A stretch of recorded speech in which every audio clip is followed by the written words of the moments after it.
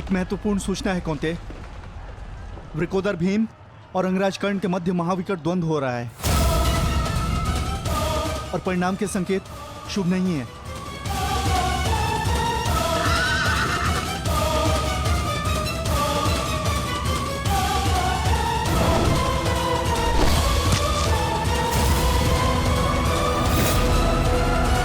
माता, रथ को भ्राता भीम की ओर ले चलो।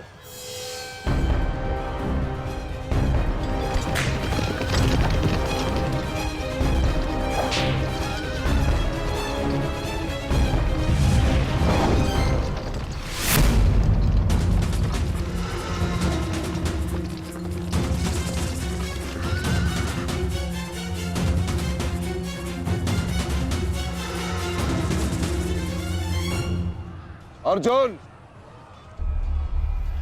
तुमने हर एक परीक्षा में सफलता पाई है।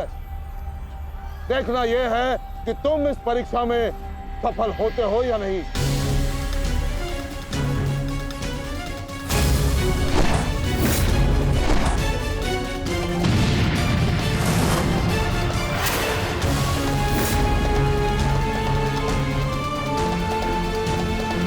धृष्टद्युम्न, रथ अर्जुन की ओर से आचार्य द्रोण का ध्यान हटाओ।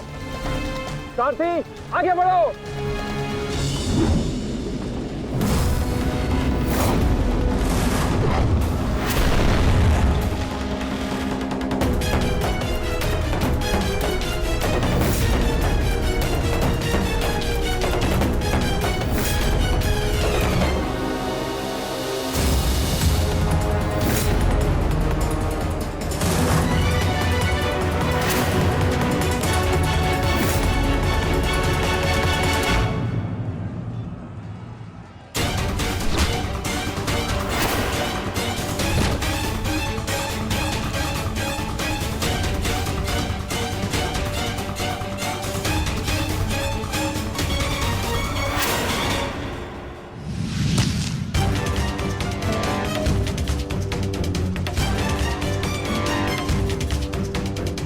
बार बार मेरे समक्ष क्यों आ जाते हो? क्योंकि आपके प्रारब्ध में मुझसे द्वंद्व लिखा है आचार्य, अर्जुन से नहीं। हट जाओ मेरे मार्ग से। सावधान।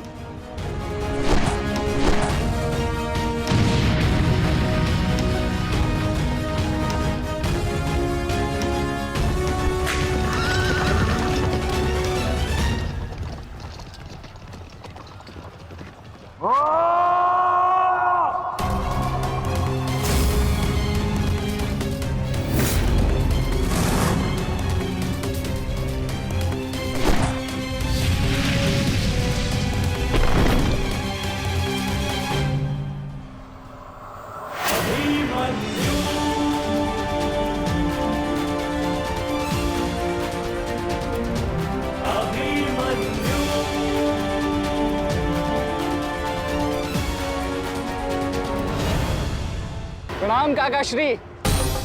विचित्र बात है ना कि प्रत्येक बार आप मुझसे युद्ध बीच में छोड़कर ही चले जाते हैं। मूर्ख! आज मैं तुम्हें और इस द्वंद्व को समाप्त करके ही जाऊंगा।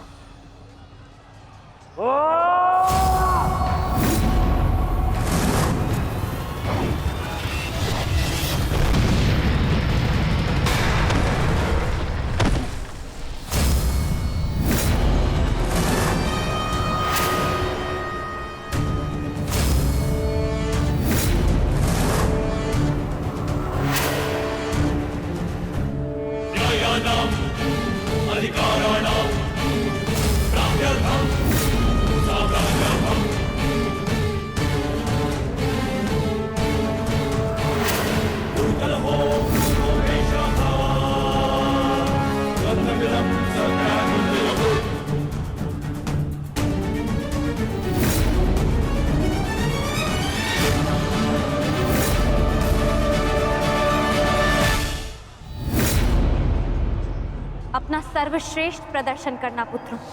अपने पिताओं की प्रतिज्ञा को स्मरण रखना और अपनी माता के अपमान को मत भूलना। पुत्र, ये धागा तुम्हारी हर विपदा से रक्षा करेगा।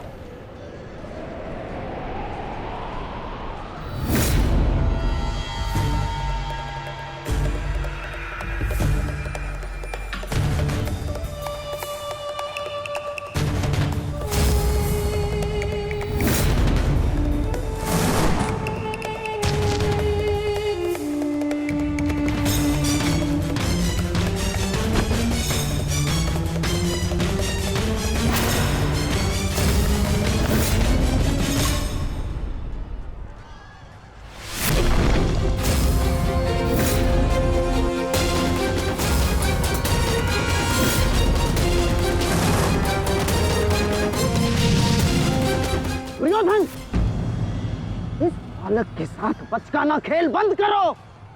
वहां देखो, कर्ण और भीम के मध्य घातक संग्राम छिड़ा है। इससे अच्छा अवसर कभी नहीं मिलेगा मेरे होने वाले सम्राट। ना, जाओ और इस दुस्साहसी भीम का अंत कर दो। जाओ।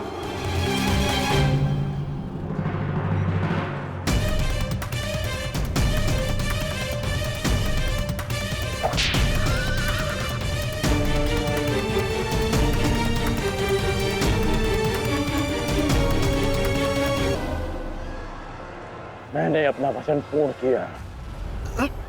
तुम ये रेखा पार नहीं कर पाए, आज तुम किसी और को का वध नहीं कर पाओगे। बोलो ना सही, मैं तुम्हारा वध कर दूंगा। उसका अवसर कभी और ढूंढना भी, क्योंकि सूर्यास्त हो चुका है।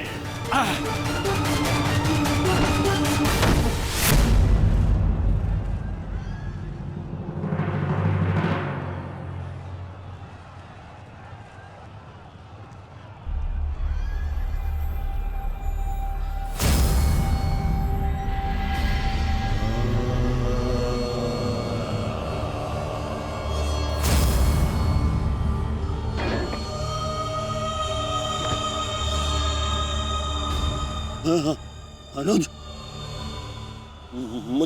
मुझसे बात करो। तुम्हारा चेष्टा है, उत्तर दो से।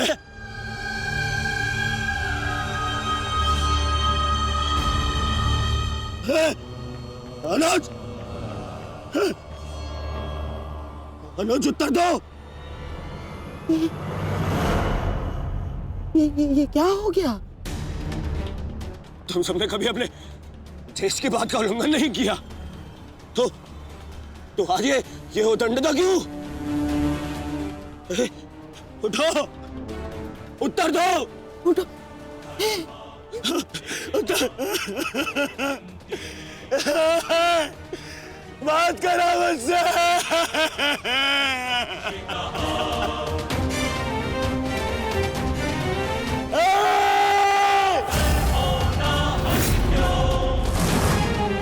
क्या क्या भीम, ये क्या किया तुमने? केवल कहने को ज्येष्ठ भ्राता था मैं पिता से अधिक इन्होंने मुझे सम्मान दिया है। ये चाहते थे कि अपने कंधे पर उठाकर मुझे सम्राट के सिंहासन तक लेके जाएंगे। बस तुमने मुझे विवश कर दिया। मैं इनकी अर्थी को कंधा दूं।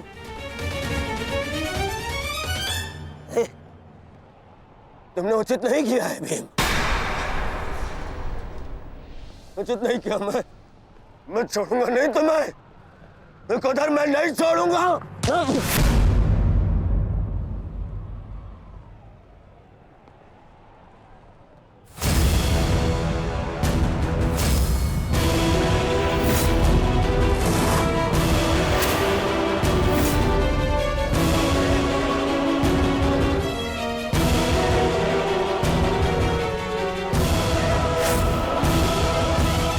शांत युवराज, युद्ध के नियम के अनुसार आज का युद्ध संपन्न हुआ और इस समय प्रहार करना वर्जित है। पर प्रतिकार करना नहीं आचार्य, प्रतिकार नहीं।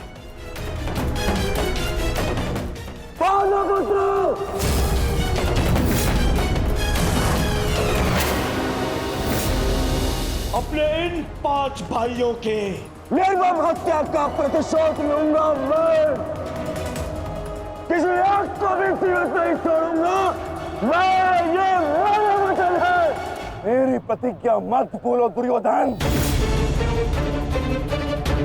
तो नियति तुम्हारे 5 भाइयों की हुई है, वही नियति तुम्हारे शेष 95 भाइयों की भी होगी। दुर्योधन! मैं ऐसे नहीं छोड़ूंगा। राजा भीम रुक जाइए, ये सही समय नहीं है।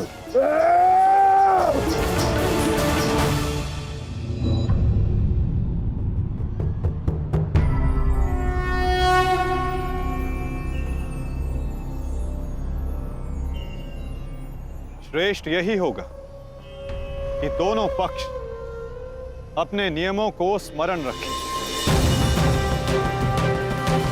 सूर्यास्त हो चुका है और उसके साथ ये युद्ध भी समाप्त हो चुका है। आप दोनों अपनी भावनाओं को कल के लिए शेष रखें और वही उचित रहेगा।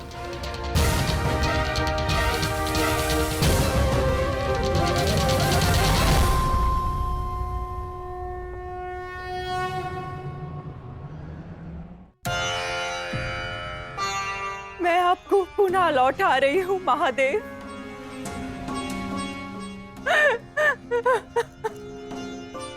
आपने मुझे 100 पुत्रों को आशीर्वाद दिया था और आज मुझे उन्हीं पुत्रों की मृत्यु का दुख भी दे रहे हैं।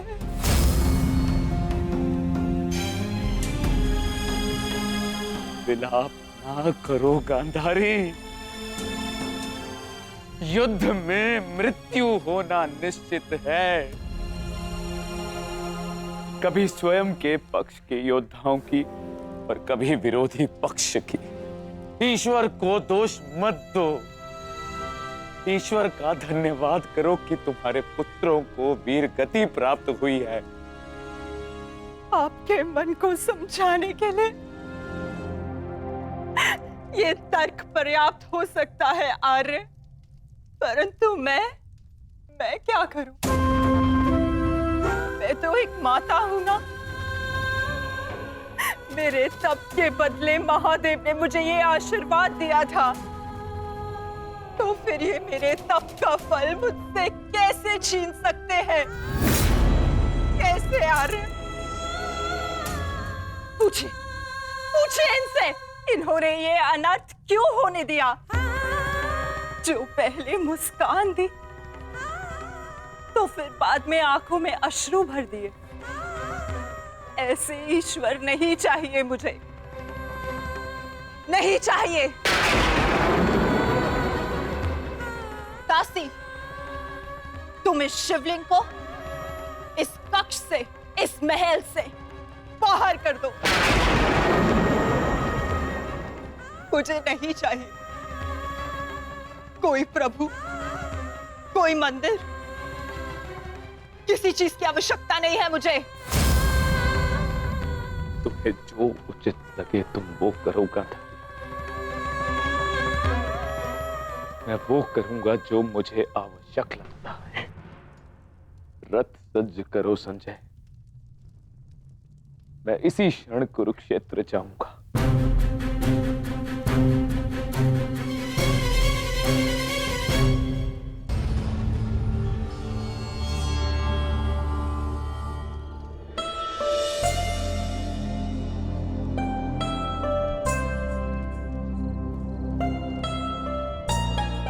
पुत्र,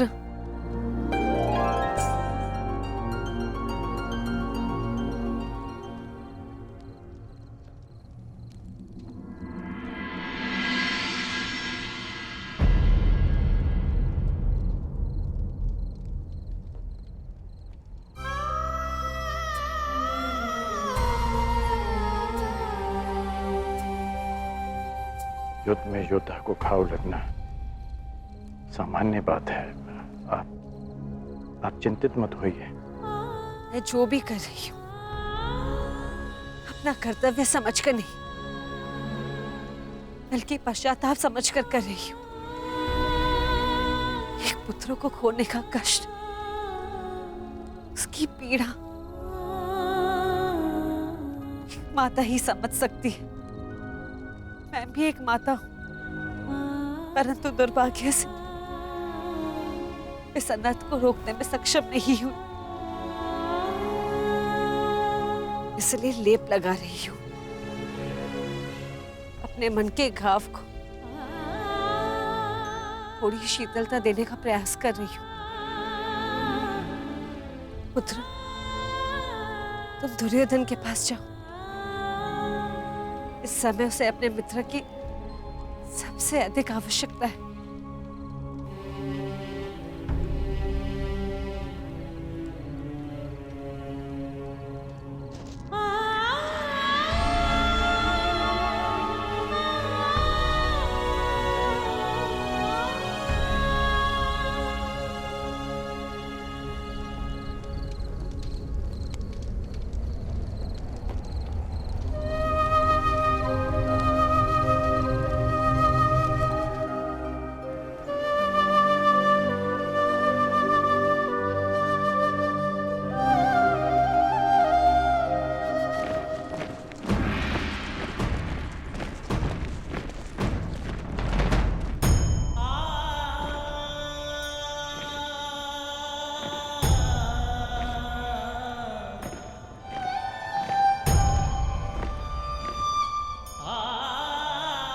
पिताजी।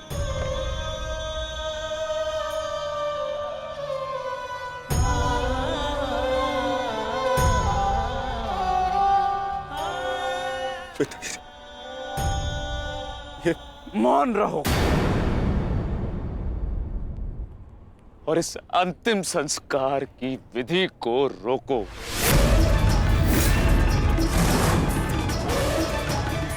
मेरे पुत्रों का अंतिम संस्कार नहीं होगा।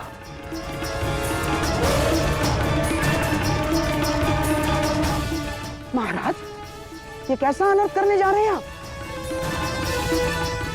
देखिए, इस संसार में आने वाले का और इस संसार से जाने वाले का संस्कार अत्यावश्यक होता है, अन्यथा इनकी आत्माओं को कैसे मुक्ति मिलेगी?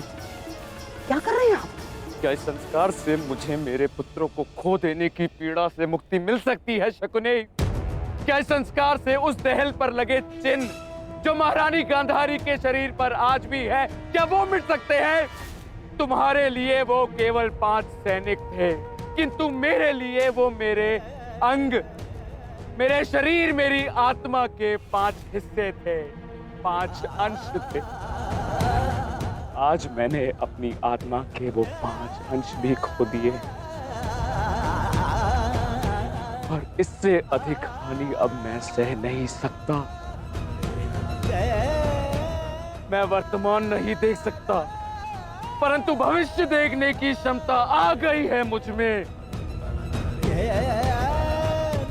हस्तिनापुर का महाराज होने के नाते ये मेरा निर्णय है कि इस युद्ध को इसी क्षण रोक दिया जाए।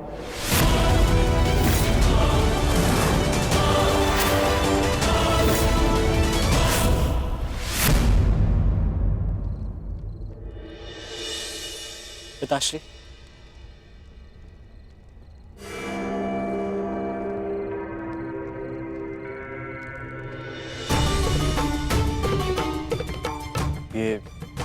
ये किसके लिए? आपके लिए पिताश्री। आज आपको अंगराज कर्ण के 2 बाण लगे थे ना, उनके उपचार के लिए।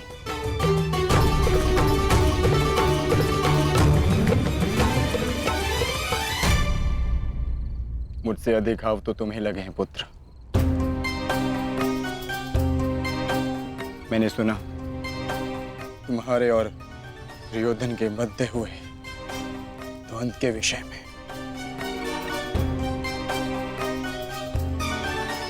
तुम्हें ऐसा नहीं करना चाहिए था अभिमन्यु। दुर्योधन एक दुर्जय योद्धा है, शक्ति में, अनुभव में तुमसे कहीं अधिक। तुम्हें सावधान रहना चाहिए। पिताश्री उचित कह रहे हैं आर्य।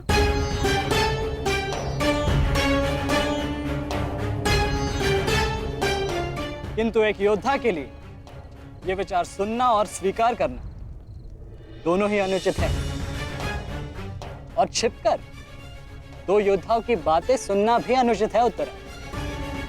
इसलिए यहां आओ।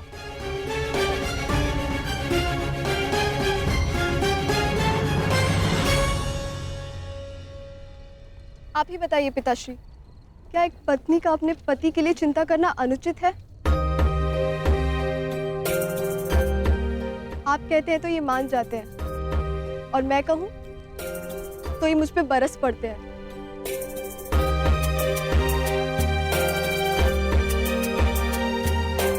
आप ही ने कहा था ना कि काका श्री दुर्योधन के साथ द्वंद्व करना इनके लिए उचित नहीं है। प्रभु का धन्यवाद कि ये सकुशल युद्ध भूमि से वापस आ गए। अगर कोई अनहोनी हो जाती तो? योद्धा यदि वीर गति को प्राप्त करे तो ये उसके लिए गर्व की बात होती है उत्तरा, अनहोनी की नहीं।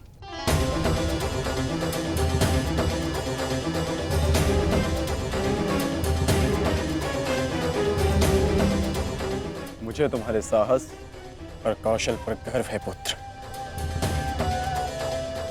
परंतु उत्तरा का कहना भी अनुचित नहीं है। प्रत्येक पत्नी को अपने पति की चिंता होती है।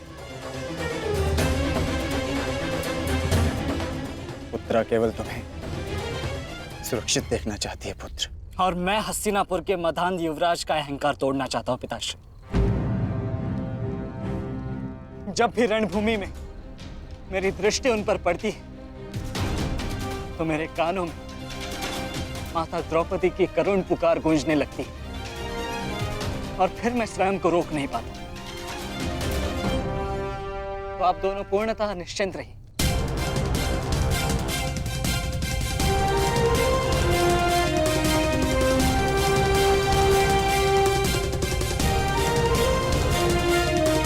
क्योंकि मेरी सुरक्षा के लिए माता यज्ञसेनी का आशीर्वाद है मेरे साथ।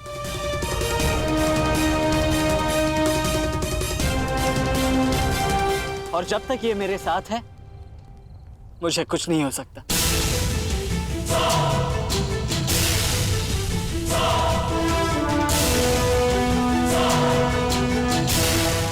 आपके तेज के अंश का प्रहार और माता के आशीष की ढाल जब तक मेरे साथ है, मैं काका श्री दुर्योधन के समस्त कौरव सेना का सामना अकेले करने में सक्षम हूं।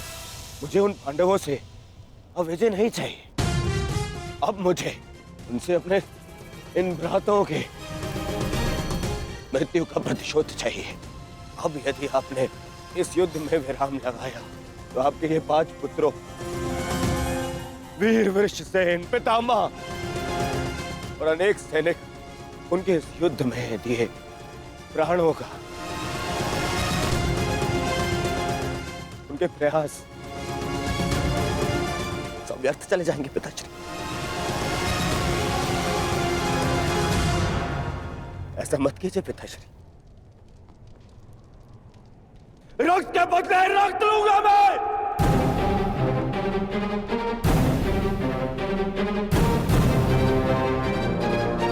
आपने अपने पुत्र को है। अब वो पांडव अपने पुत्र को के और हम मुझे पाएंगे पिताश्री। मूर्खतापूर्ण बातें मत करो दुर्योधन। पितामह और अपने भाइयों के परिणाम से आने वाले भयानक भविष्य के संकेत को समझो। तुम्हारे होते हुए, गुरु द्रोण के होते हुए, कर्ण के होते हुए मेरे 5 पुत्रों को निर्दयता से मार दिया गया। पुत्रों को खोकर मैंने युद्ध जीत भी लिया, तो भी ये पिता हारा हुआ ही कहलाएगा पुत्र। अब और विनाश मैं नहीं सह सकता। मैं कल ही कुरुक्षेत्र जाकर पांडवों से संधि की याचना करूंगा।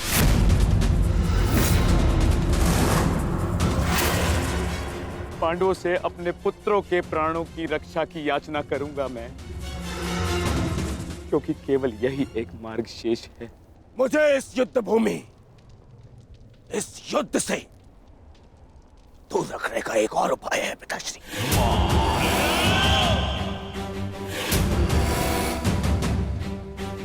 एक और उपाय है।